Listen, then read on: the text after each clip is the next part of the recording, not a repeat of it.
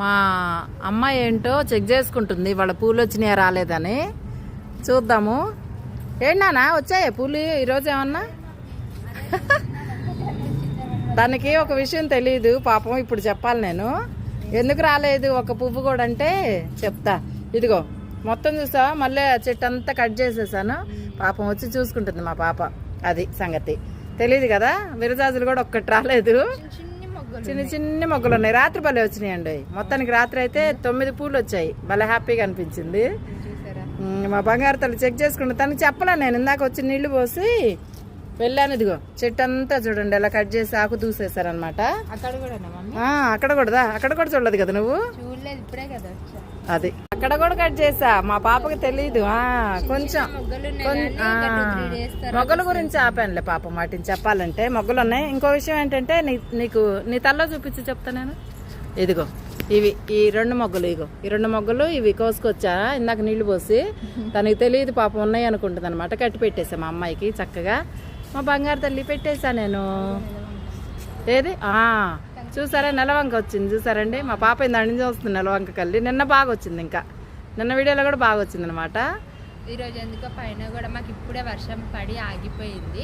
Peaceful గానే ఉంది. అవును. వాళ్ళైతే ఈరోజు వర్షం వచ్చి చక్కగా ప్రశాంతంగా హాయిగా ఉందండి. అసలు ఎంత బాగుందంటే ఇదిగో చైర్స్ వేసుకొని కూర్చున్నాం ఇక్కడ. మొత్తం తడిచిపోయి బిల్డింగ్ అంతా ఆరిపోయింది హాయిగా. ఇప్పుడే అసలు చల్లటి గాలి భలే హ్యాపీగా అయితే ఉందన్నమాట.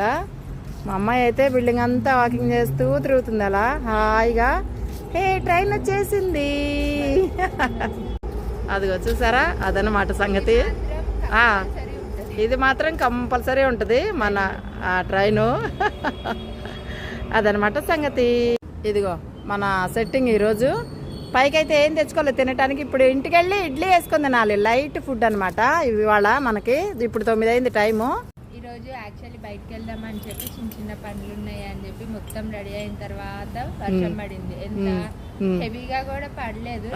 4 చినుకులు పడ్డాయి. ఒక 10 to 15 minutes అంతే.